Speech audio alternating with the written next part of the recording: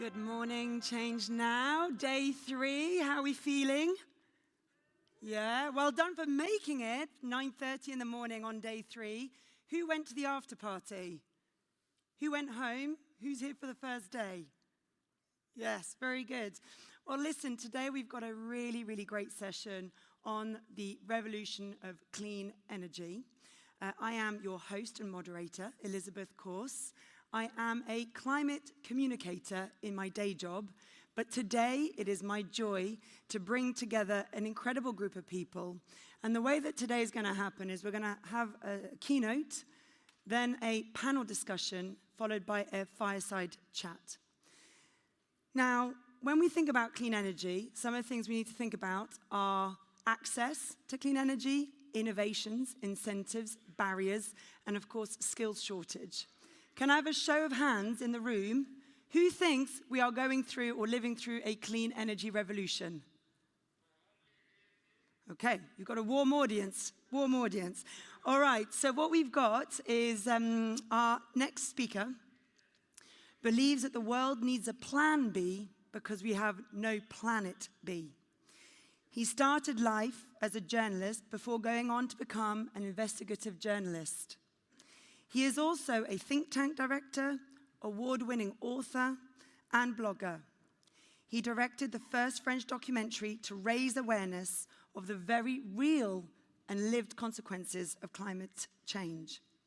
His work has influenced some of the notable shifts in thinking that we see in France today. And here to help us understand the energy transition, please welcome Executive Director of The Shift, Matthieu Auzanneau, and your keynote speaker today. Merci beaucoup. Thank you very much. Thank you, Elizabeth. Thank you very much in this not so warm morning for an early spring. And thank you for allowing me to speak to you this morning. Actually, it's true, I run the Shift project, which is now a fairly influential think tank in France.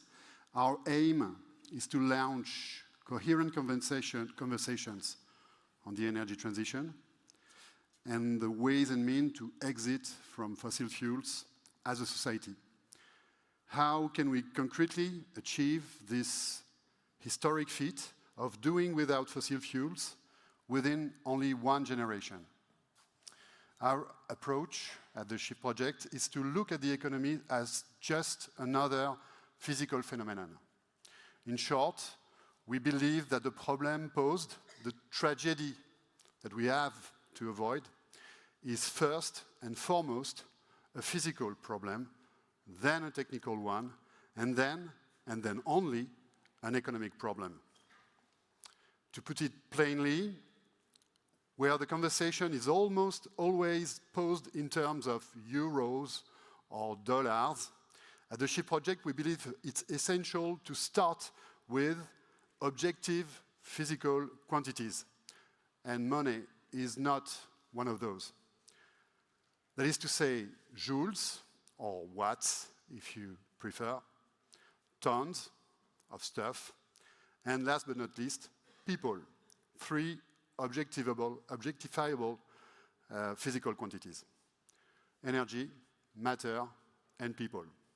Looking at the problem this way, as being first and foremost a physical and technical one, before being an economic problem, leads to, we believe, very clear answers.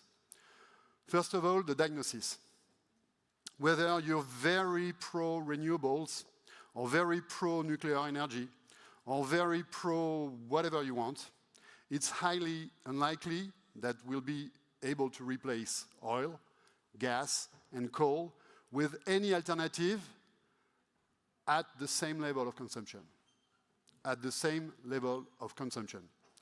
There's a fundamental reason for this.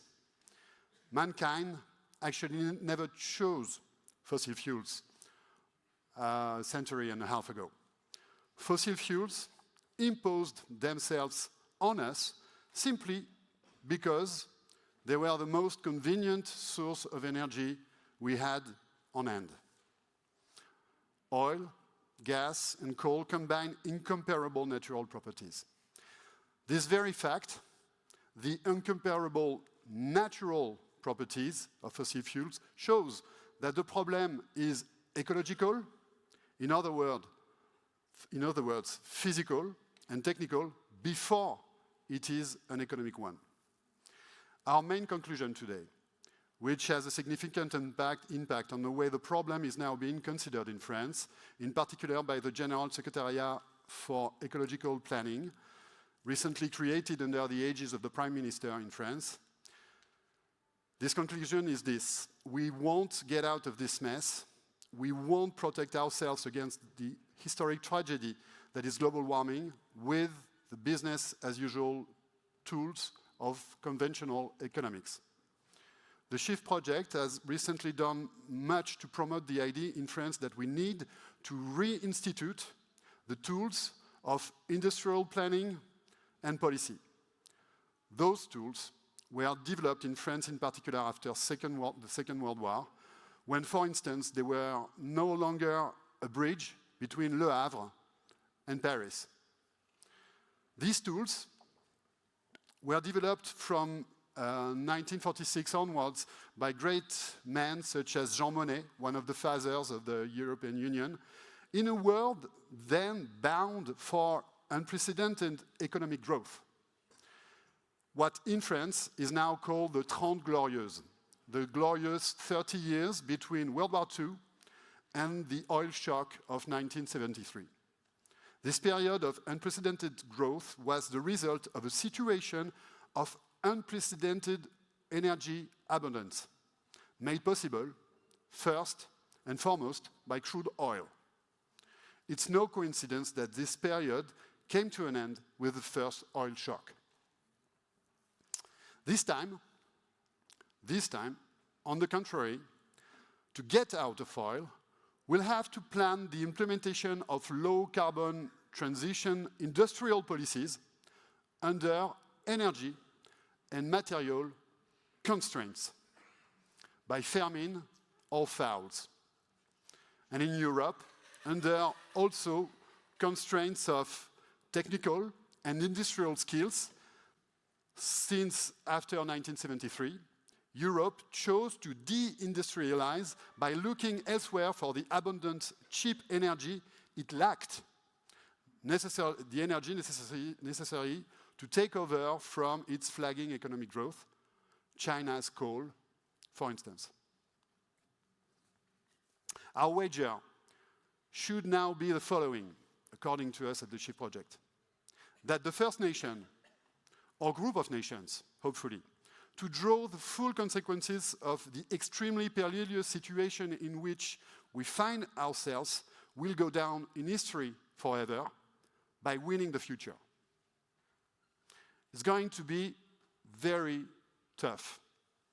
But then that's the nature of any historical challenge. Is it not? The only antidote to the cacophony and tension generated everywhere by the vital issues of energy transition, and often for very similar reasons, this antidote is an adult democratic conversation.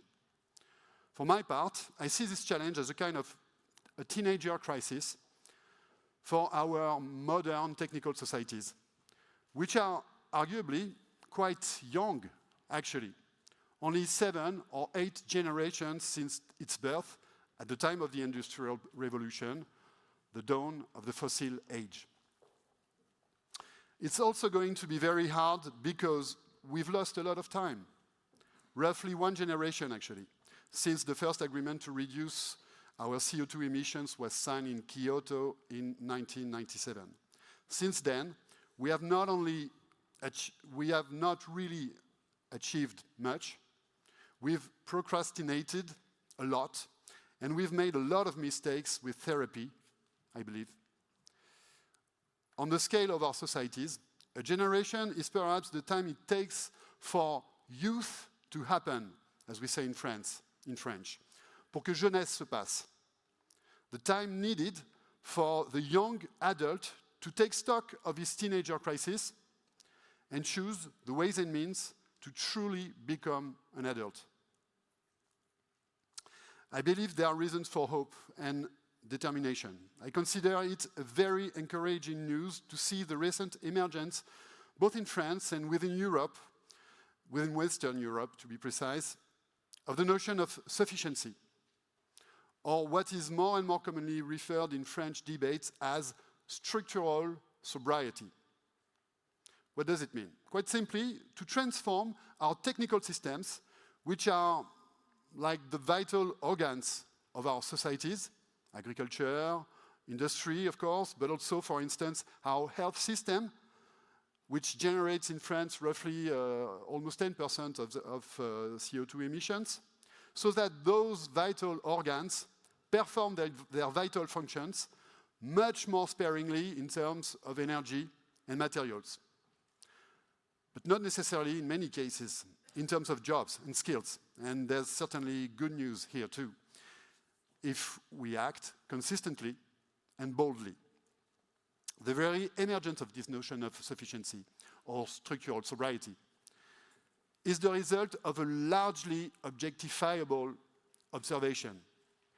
And it means to me that the largely objectifiable nature of the problem posed by our dependence on fossil fuels is probably one, or maybe our one and only lifeline, our best chance of salvation. Ecology is first and foremost a science, and political ecology has to speak in the name of science. The fragile acceleration in the growth of renewables energies in Europe and elsewhere in the world, and I believe the rehabilitation of nuclear power in some countries are also good news. But this good news on the technical front won't be able to get to the bottom of it. For the primary reason I've already mentioned, no alternative to oil is likely to be able to compete with it at the same level of consumption we know today. That is to say, technology won't save us, at least not just by itself. The answers to the fossil fuel exit equation cannot be purely technical. They are necessarily social, technical, and they necessarily involve the notion of sobriety in terms of energy and materials. Where danger grows, that which saves also grows. That's a quote, famous quote from the German poet Hölderlin. To end this speech, I'd like to emphasize the geopolitical dangers we are facing. Our century, which is supposed to be the century of the exit from oil, began with a war probably motivated by the control of oil in Iraq in 2003. The Bush administration, and Dick Cheney in particular, were all too aware at that time of the deadly consequences for the sustainability of American economic power, of the inexorable decline of conventional oil production which started in the US in the year 1970. Just 3 years before the fatidic 1973 oil shock, and believe me, there's a strong link here, even though it's not the time and place to develop it. Suffice to say that at that time, a member of the Nixon cabinet, of the Nixon government, remarked, in view of the unexpected decline in Texas crude extraction, Popeye is running out of cheap spinach. Maybe you remember Popeye, you know, Popeye the Sailor Man. Okay, rings a bell for the oldest in the room. I leave you for a moment to ponder the meaning of this expression and its implications. Popeye is running out of cheap spinach. Before he came upon shale oil, Popeye has tried for 25 years to find cheap spinach all around the Persian Gulf. The Iran Gate and chemical bombings during the Iran-Iraq war of the 80s, the Gulf War in 1991, the embargo on Iraq in the 90s, and finally the final catastrophe of the invasion of Iraq in 2003 are some of the many scars left behind by Popeye's nightmarish quest for cheap spinach. Today, having produced for the CHIP project a series of studies on the security of Europe's oil and gas supplies under the aegis of the French Ministry of Armed Forces, some of whose conclusions I presented across the street over there at the École de Guerre before the French Chief of Staff, I am convinced that Vladimir Putin's tactic of exerting maximum economic pressure on Europe's gas supplies simply seized the strategic opportunity offered by the decline and, in fact, the drying up of the North Sea's oil and gas reserves. I don't know if you're familiar with that, but the production of oil and gas in the North Sea has been declining for now more than 20 years. Western Europe has neglected to draw the physical and technical consequences of this situation, not only the industrial consequences, but also geostrategic of the drying up of the North Sea. We are all facing at the SHIP project what we call a double carbon constraint. It means we have not just one, but two excellent and cumulative reasons to be deadly serious about our collective commitment to get rid of fossil fuels. The first reason is downstream from our technical systems is global warming, of course. But the second reason lays upstream. Unfortunately, it's much less talked about, yet it's much simpler to understand. It lays in the drying up of the number of major hydrocarbon sources on which Europe heavily depends on today. In the North Sea, in all Africa, and tomorrow in Russia, which is today one of the major mature producers on the verge of decline.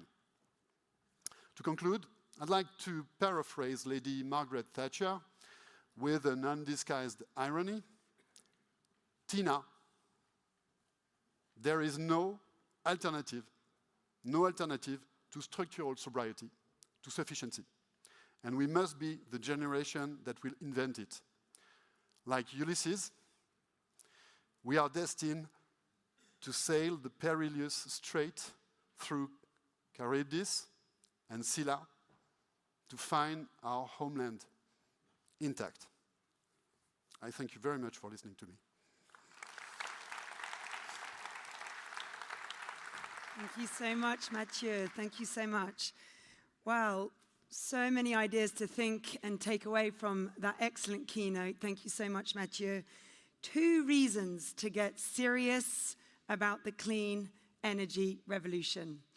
And so what do we need for that? Well, we need solutions and we need to overcome barriers. So I'm going to invite our first panel, and welcoming Nithya Menon, Head of Product and Technology at Okra Solar, Nicolas, Heuzé, CEO and co-founder of Sweetch Energy, and Gilles Vermot-Desroches, Chief Citizenship and Institutional Affairs Officer at Schneider Electric. Please come onto stage.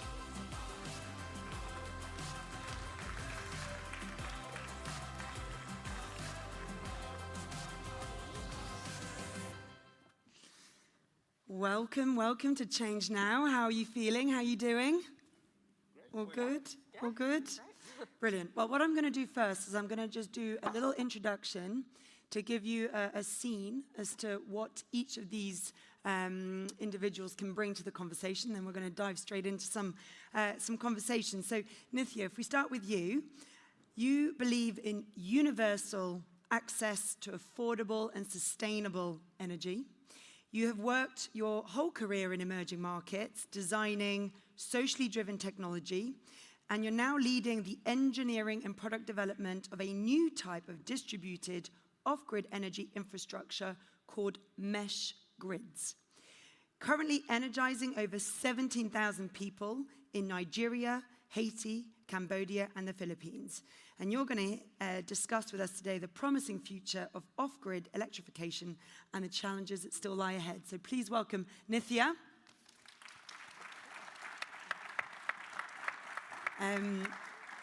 Nicolas is very much of the belief that true energy transition has not actually started. Why?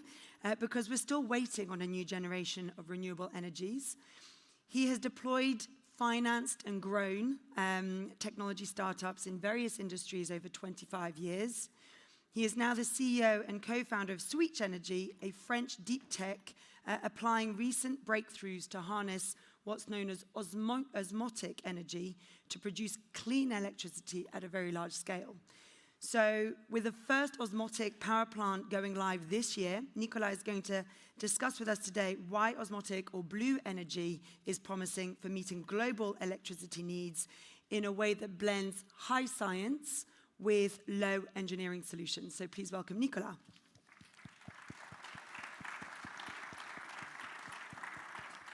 And Gilles, last but not least, it's so lovely to meet you. Our next really believes that a fair transition into a more digitized and electrified world, we must emphasize the human and social aspect of sustainability. Building on your work in NGOs and governments, Gilles has been a driving force at Schneider Electric on sustainability since 1998. And you very much shaped the company's sustainability effort and founded the Schneider Electric Foundation and led many initiatives around energy access. So you're here to help us understand how we integrate that social as well as technology innovation into the energy. So please welcome Gilles. So it's only fair in a panel that talks about the clean energy revolution to ask our guests, do you actually feel we are in a clean energy revolution? So Nithya, if I come to you first, are we actually experiencing an energy revolution at the moment? Thank you, Elizabeth. So I think we'll have some varieties of answers here, and maybe I can give a little bit more of the positive side, because I do come from the lens of maybe specifically in areas of the world where there's no electricity to begin with, and I think a lot of people really bought in the opportunity of leapfrogging kind of old traditional forms of energy and going straight to decentralized renewables that can actually affordably deliver electricity to all the parts of the world that we haven't been able to with our traditional energy infrastructure so far. So, from the technology, myself and people in the space who are working hard to come up with ways to deliver renewables in kind of new and innovative ways, to investment and regulation, people more and more thinking about different ways of getting energy to rural and hard to reach parts of the world. I mean, no one's discussing, thankfully, like coal-fired power plants in off-grid Nigeria. So I think there is a buy-in that these renewables play a really large role in the transition of more people getting access to electricity. But I think if we speak to the actual transition of maybe developed countries moving into green or clean energy, that's maybe where the nuance in whether we are in fact in a transition can come in, and maybe you over to you, Nicolas. No, but what I think is that it's a very complex transition, which never happened in history, right? It never happened that we shift from one energy to another. We're adding sources of energy, we are not shifting. We've never done that before, which is extremely complex, plus we are electrifying a lot. So there is a lot of changes coming, and as the previous speaker pointed out, there are also some other geopolitical things at play, etc. Now, this being said, what we see today is that the current trend is that we're adding renewables, we're accelerating, but we are not in a position where we can expect that in 20, 30 years from now, we'll have reduced fossil fuel usages. It's not happening at this stage, which is why, and I think that sobriety is definitely one of the objectives, but the reality is that we will need energy, right? And which is why my take is that we need new sources of renewable energy to accelerate and to make this shift. And I can explain you what we're doing at Sweetch Energy, we are harnessing an energy that is called osmotic energy or blue energy, which is the energy, the mixing energy when fresh water and seawater meet. So in all deltas and estuaries of the world, you have those two streams of water that meet, and when they meet, they mix, and when you look in detail at a very, very small scale, actually, you have the salt ion moving. And moving ions is energy, right? And this energy is massive. On Earth, it is, we've calculated that there are about 30,000 terawatt-hour of osmotic energy that is naturally liberated every year, which is more than electricity demand on Earth, right? So we're not going to transform all that into electricity, but we can probably use a good chunk of that. And the forecast shows that we could provide or supply 15 to 20% of global electricity needs with osmotic energy. And again, so it is not a single answer to the issue, but we need this new type of energies to complement what already exists. Yeah, and I think that idea around we've only ever added as opposed to transitioned or shifted away is a really good point. Gilles, if I can bring you in here now as well, from your perspective, are we going through a clean energy revolution?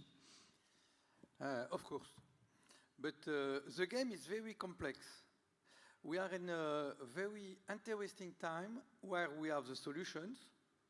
We understand better the stakes. We see exactly what's happened if we do nothing. And in the same time, we are not in an acceleration at the right level. Many aspects for that, but the revolution is here. I can say we are not in the revolution of the clean energy. Revolutions about this topic. And many aspects in this revolution. I can mention one on one other. It's certainly, during the last 2 or 3 years, the time to speak in the same time about the offer and about the demand. When we were speaking about energy in the past, all the roundtable were only about which type of energy, how do we produce energy, locally or far, with a large plant or mini-grids or solar home system and so on. All these topics are key, and electrification is certainly the main asset to go to this topic. But because when we are speaking about clean energy, we are speaking about electricity. Not only electricity, but the key element of the revolution for clean energy, we consider that it's with electricity. If each of us, we draft the life and the city for 2050, I'm sure that will be only with electricity. When we are speaking about the building, transportation, production, and so on, food, when we have to drive the life in 20 and 30 years, we will drive a world only with electricity, because we know that we could have some other biogas and so on, but in general, the big transition, the shift for this topic is electricity. Why? It's because it's better to produce electricity and to reduce carbon emission. But in the same time, it's the best energy to be efficient, to measure exactly what we have to consume, how we can manage that. And we are in a revolution where demand, the demand side, play a very big role for 2 reasons. First, because the most clean energy is the energy that we don't consume.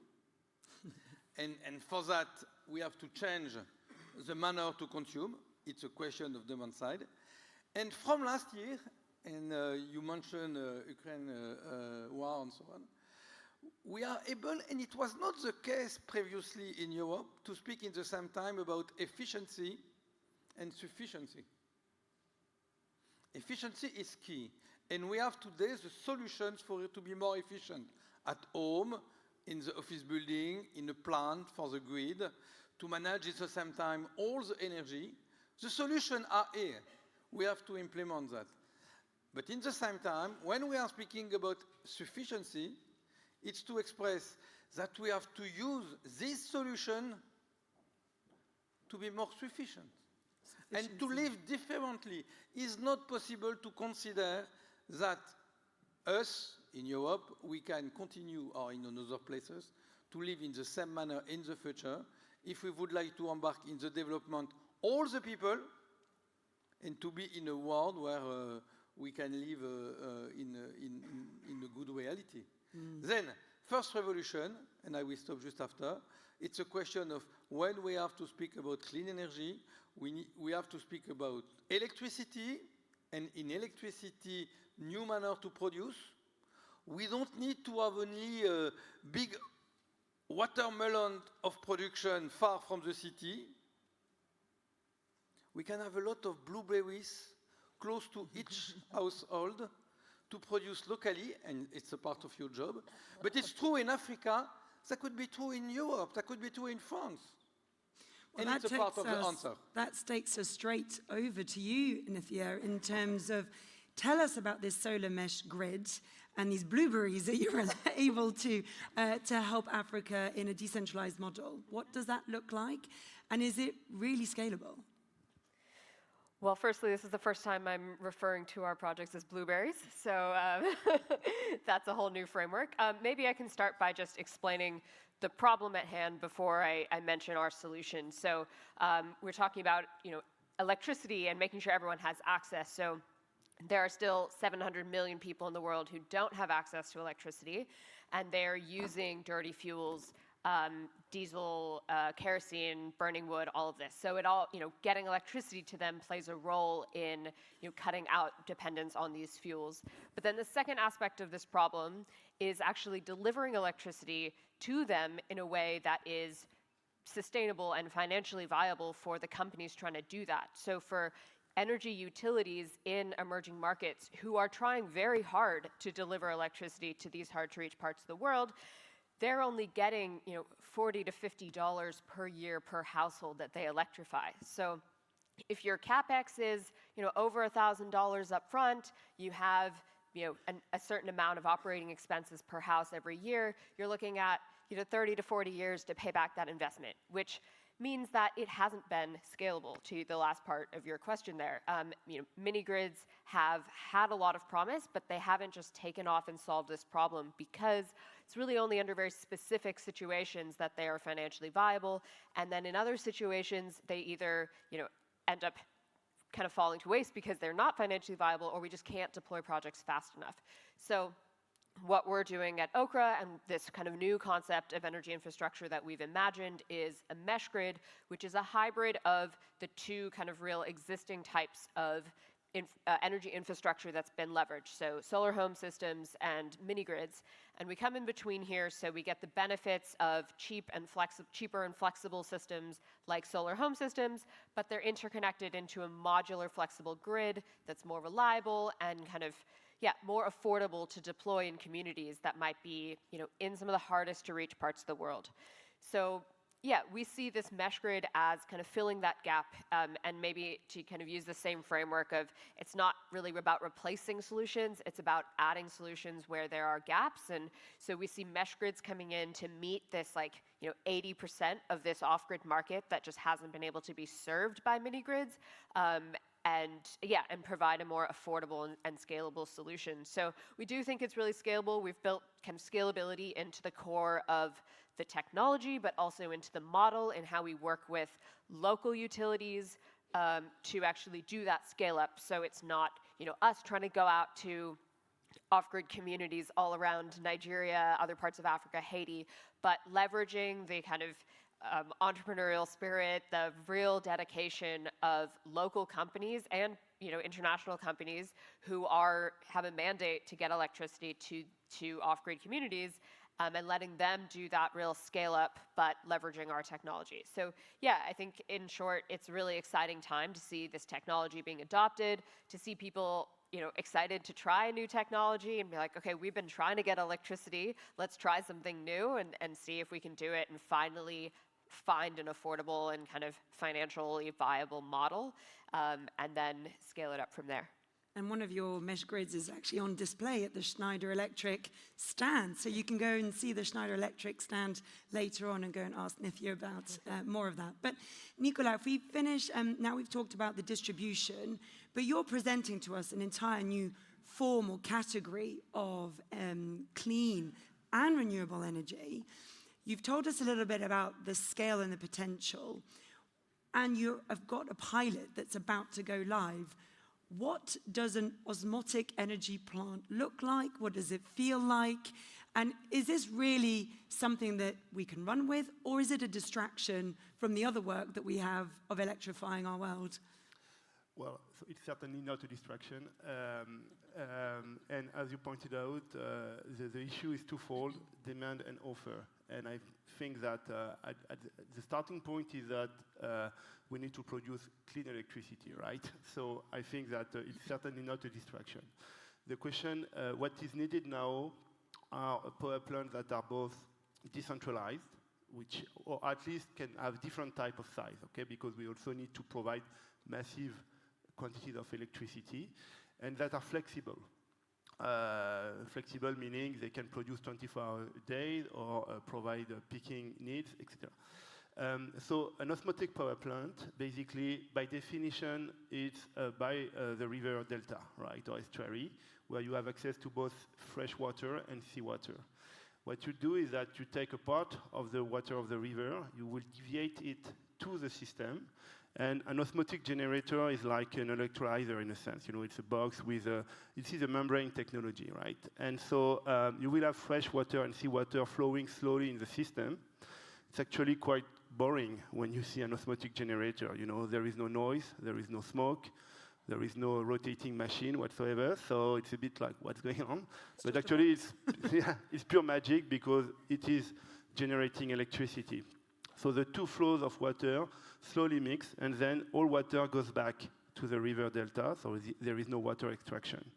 And at Sweetch Energy, we are applying recent discoveries in the nano fluidic field and the biomaterial field to develop this system. And one of our objectives was also to develop a system that is also based on biomaterials. We think that to harness the clean energy, better to have a clean technology. This is very modular. You can do very small plant and very large ones. There is no high tower. It is very efficient in terms of surface that you need. So it's and it can provide electricity 24 hours a day, right? So it's kind of it's a kind of a grail of renewable energy in a sense. It's been like 70 years that academics, utilities have been trying to find the technology to harness this energy. And the game changer, I mean, we managed to break the ceiling thanks to recent academic discovery, French ones actually, that we are applying. Now the question is, how do you translate deep tech, high science, into a real solutions, industrial solutions, in a sense that it has to be easy to maintain, easy to deploy, and low cost. Because even though money is not a physical thing, right? At the end of the day, this is part of the game. If we want to introduce that technology, if we want it to be adopted, and I think you're facing the thing, we need it to be economically viable, right? That you cannot just say that's not the point, right? I fully agree that this is not the only thing that matter, and definitely probably not the first one, but that's part of the game, right? If we want to deploy fast. So at Sweetch Energy, our game is to blend high science with low engineering, low meaning easy to build. You know, I like tech, as you can see. Sometimes Elon Musk says, why think? And he said that the challenge lies in building the machine that makes the machine. And I think it's very important. Technology is not science for science or tech for tech. It has to be for real life, for the community, for the real society at large. And this is what we do at Sweetch Energy.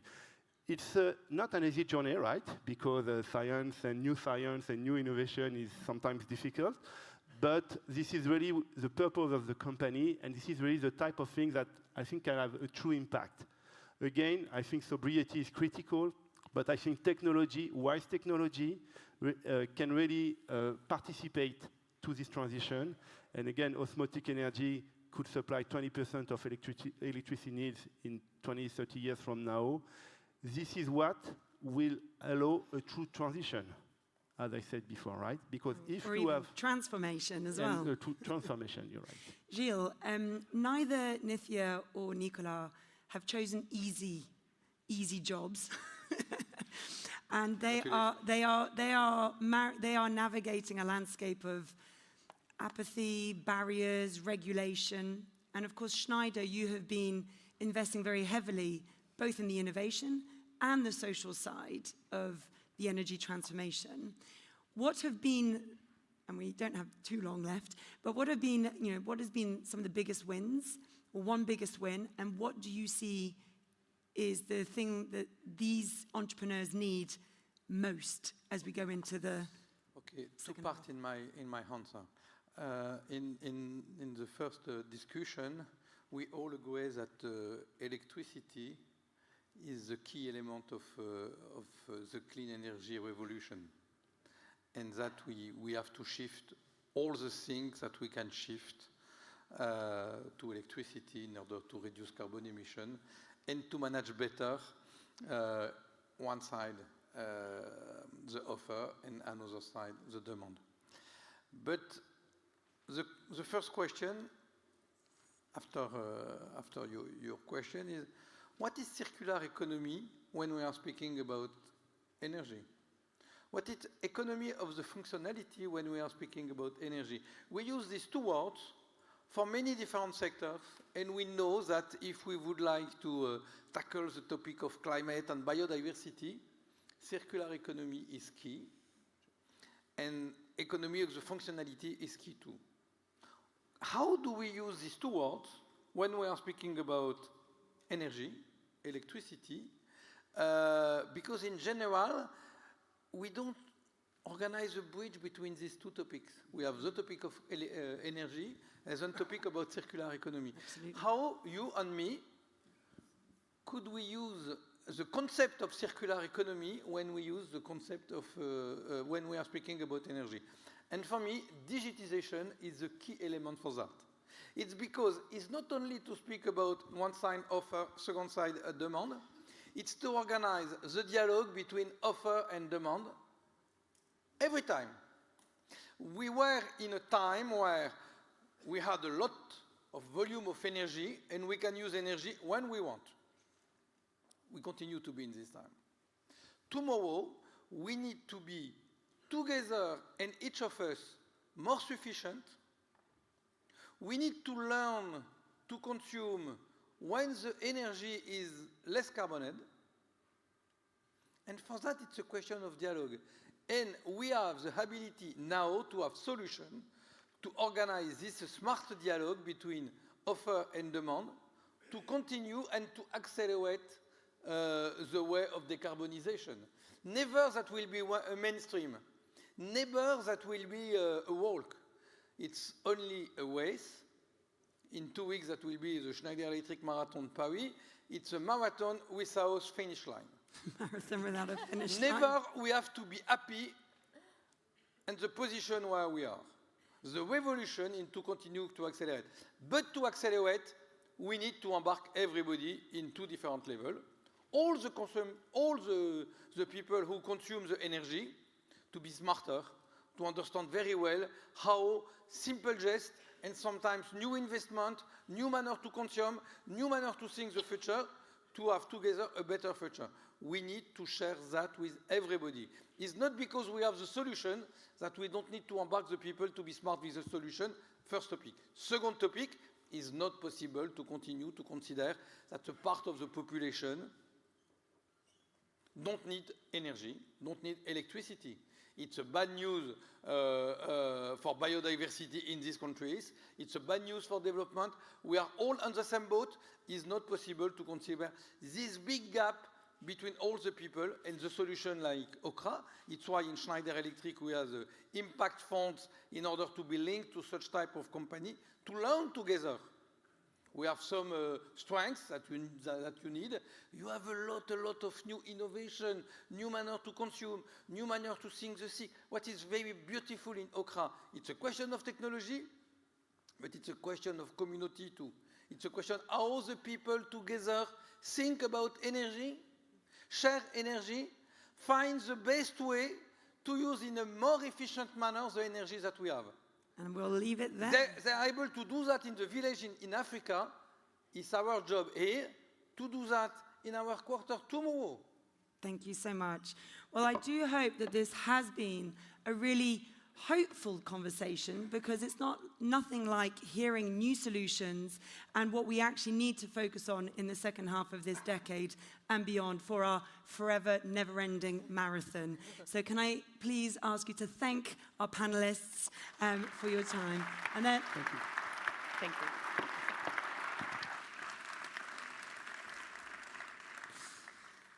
Thank you. And they're not disappearing off. You know, they'll be here at the end of the session. And as I said, they'll be here during the day. And Schneider Electric is also on the stand where you can go and see a solar mesh in real life. So finally, to our final session of today. And this is about how we address the skills shortage that we have for us to be able to enable all the things we just spoke about. I know when I did my briefing with Nicolas, he was saying how much they're hiring, and they need to hire great talent. And where is this talent going to come from?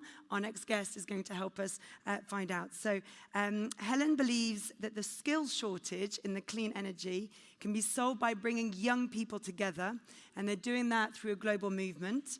She's a Forbes 30 under 30, and she's been participating in climate marches and advocating for the rights of people and planet since 2015, attending 5 COPs, raising funds for 14 youth delegations to conferences, and supporting the success of 3 international student energy summits. So Helen is here to share with us how the world's largest youth-led organization can solve the skills shortage in energy and even possibly give young people an edge over everyone else in the sector. Helen, come over and join us. Thanks. So nice to Thank see you. So you. much. Well, welcome to ChangeNOW. Thank you so much. It's great to be here. Is this your first time to the conference? It is, yeah. The energy is really energizing. Especially against this backdrop, right? Absolutely. Absolutely. Well, listen, I don't imagine, as you are the executive director of Student Energy, as I said, the largest global movement, youth-led organization to help move people into the clean energy world. And I don't imagine that that was on your career plan at school. So can you tell us a little bit about how you came to this moment, and then also tell us about Student Energy and some of the work that you do? Yeah, absolutely. So my journey is, I guess, an unconventional one, but one that I use often as an example of how we can get young people who don't necessarily see themselves in the clean energy space to see themselves in the clean energy space. And my entry point for Student Energy was really through community. I had the privilege of growing up in different countries throughout my life, across 4 different continents, and I ended up going to university and reconnecting with a bunch of different people who I had lived with abroad before. And we kind of became this little kind of international group when I was at university, and introduced me to a youth organization, Isaac, or Azek, as some people pronounce it, at the time, which really got me super fired up about this idea of generational change and impact through empowering young people. From there, I ended up getting connected to Student Energy, which was run by my former executive director at the time. We stayed connected, and then when I graduated with my undergraduate degree, I decided, you know what, I would never apply for a position at an organization like this if it wasn't a youth-focused organization. But because it was youth-focused, I felt like I could see myself there, and I kind of went off on a whim and decided to apply, showed up really overprepared to my interview, and ended up starting my journey with Student Energy, and stuck around for 7 years, which is a really long time for young people in a youth organization. And of course, you talk about generation, and we know from our keynote today that we have to do this work in a generation, Yep. and there's a lot of pressure on that generation. So Tell us, with student energy, how engaged do you find the young people in, does the clean energy sector have a good reputation? Is it even on people's radar? How much effort goes into even educating about the sector before you even engage? Or do you come across people who are ready? And yeah, tell us a bit more about that. Yeah, it's a bit of a combination. So I think, we know that we're on the brink of a clean energy jobs boom. There's, I think, 14 million clean energy jobs predicted by the IEA, the International Energy Agency, in their net zero scenario. And so, the numbers are very clear that there will be lots and lots and lots of jobs in clean energy. For young people in our network, we're seeing really this challenge in knowing what those opportunities are and what those opportunities really look like. It could be anything, of course, from you can be a grid developer or you can be a policy analyst, but those jobs aren't clear to young people. There's no one place that you can go to see kind of the clean energy jobs database that exists now. And I think for a lot of young people, that is really daunting because they can't see what those jobs are, or maybe they quite literally don't exist in their community or in kind of wherever they're based. And therefore, they don't know what skills they need to gain in order to be eligible for those kinds of jobs. So a lot of the time, we see young people kind of starting to gravitate towards community where they can learn from other young people or learn from organizations working in this space to gain more awareness about what opportunities might be out there. But there's a lot more that needs to be done in terms of academic institutions really adapting curriculum, not just for folks who are going into an energy-focused degree, but really embedding clean energy and climate education kind of across all disciplines, so young people can build that kind of awareness and inherent knowledge of how the system works from a young age and start to see themselves in these different roles. I think a really important thing to emphasize is that clean energy jobs are not just going to look like a job at a clean energy company. They're really going to be embedded across every sector that exists. You can be an energy educator at an educational organization. You can be working with a technology company working on decarbonizing their data centers. There's so much work to be done across the sector, and we need young people to come into those organizations and companies with those values and that knowledge of how they can make an impact on the energy side of that work. So how are you actually managing to bring this international community together? Tell us maybe the size of the movement. Tell us where you're at and maybe where you're looking to get to in the next 2 to 3 years. Yeah, so our network right now, we're an active network of 50,000 young people in 130 countries. Demand from young people to get involved in our programs has been growing so much over the last few years. We had our international summit just 2 months ago in Abu Dhabi, coinciding with COP, and we had almost 5,000 applications to attend. We saw over 1,000 applications to participate in our career training program. So the demand from young people exists. It's growing rapidly. For us, it's the capacity to really meet what young people are looking for from us as one organization in this space. So we can continue to grow, but really we believe in this ecosystem of actors who can all be kind of part of creating an enabling environment for young people to gain the resources, the knowledge, the networks, the pathways to real opportunities to make a difference. So the network is large. I would say in the larger youth climate space, I think there's so much to bring there in terms of awareness of clean energy issues and really the nuances around what the clean energy transition looks like. I would argue that the youth climate movement is probably in the millions and millions and millions. But our youth clean energy movement is a little bit smaller than that, a subset, but definitely growing. And I think as young people are connecting more with each other, things are being shared so widely through platforms like TikTok and other platforms that young people are just using to learn about issues. There's this kind of growing awareness and interest. But it's a really daunting space for somebody who doesn't come from an energy background. And I think that's the real trick here is how can we widen that tent to bring more young people into the space to learn about energy, to basically make every young climate advocate a clean energy advocate as well. And that is such a tough, because it's tough for us as well, because we're learning this as well. There's no playbook. How you've talked a lot about, in this case, the supply, the demand of interest. What about on the other side of supply? I mean, you say you've got 50,000 young people, interested in this space, and we've got a few energy fans clean energy fans in the room. How do we? And do you have a role where you try and create dialogue between those two parties, or is that something that is done somewhere else?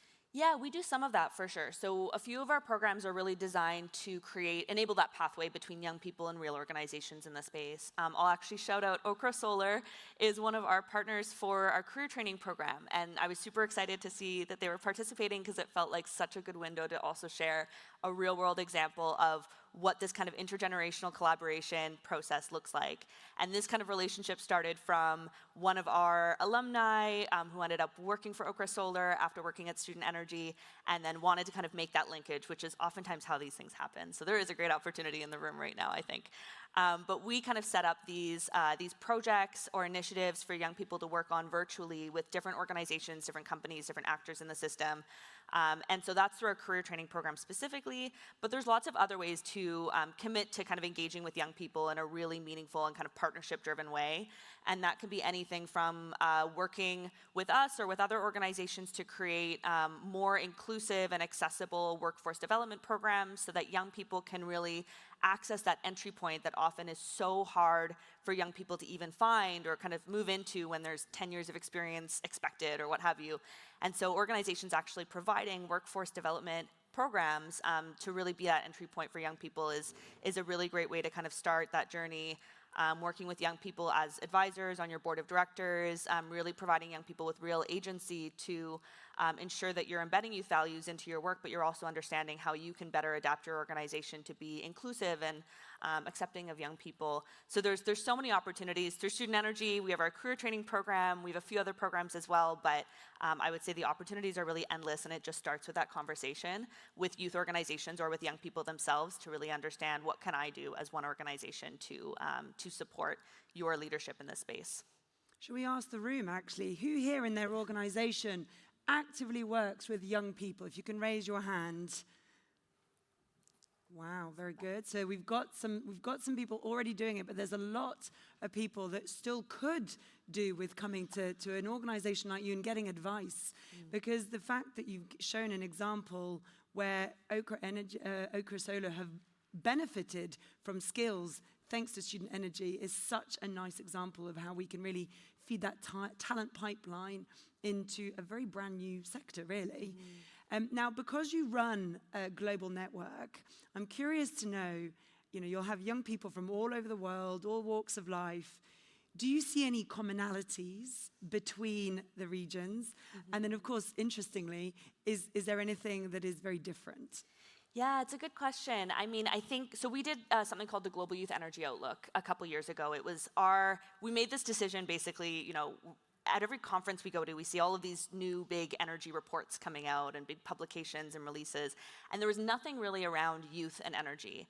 And so we decided, you know what, we're going to really prove to the world that young people are just as capable of kind of putting out this kind of very robust methodology and peer-reviewed process that leads to this Global Youth Energy Outlook. And so we surveyed 42,000 young people from 130 countries around the world. We engaged in all of these dialogues with youth that were led by young people, 12 young people in different regions around the world, so really kind of creating nuance around the conversations and the insights we were getting. And what we saw was a lot of consistency in what young people were calling for. Young people want a net zero transition by 2030. They are ambitious on their timelines. And if you think about it, our oldest Gen Z right now is 27 years old. So a transition by 2030, they'll be 37 at that point. That's very much a world that they're living in. They also really saw government willpower as being kind of the key, the critical thing that is needed right now, along with all of these other kind of elements that need to change as part of the systems change. But government willpower needs to get to a place of ambition and follow through on ambition in order to create the enabling environment for the transition to happen. Young people consistently believe in principles around a just transition, so community-led initiatives.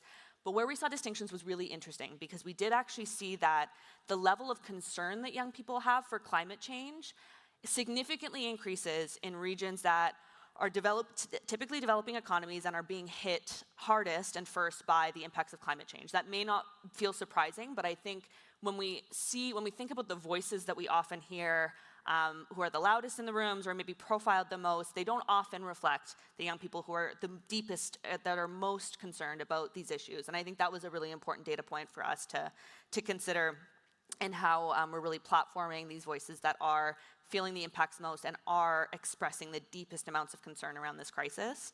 I think also for a lot of young people, you see their motivations for either kind of starting an organization or accessing jobs really differentiate by their region and location as well. In a lot of locations in which we work, accessing jobs is less of a demand-side problem or even skills problem, and it's actually more of a supply-side problem, where the jobs don't actually exist yet. And so young people are much more driven to start their own enterprises, to start businesses, and that's something that we have kind of had to adapt to and figure out how do we support that side of our work as well, because we're not necessarily going to be able to partner with all of these governments to kind of work on how do we generate new jobs. I think other organizations are better placed to do that kind of work. So those were some of the differences that we noticed, and there's lots more, but I'm happy to share the Global Youth Energy Outlook with anyone who's interested. It has a lot of really interesting data. Well, it's impressive to hear that this kind of report is being published. What was the response like? And did you have any hope or anticipation of what might come of it?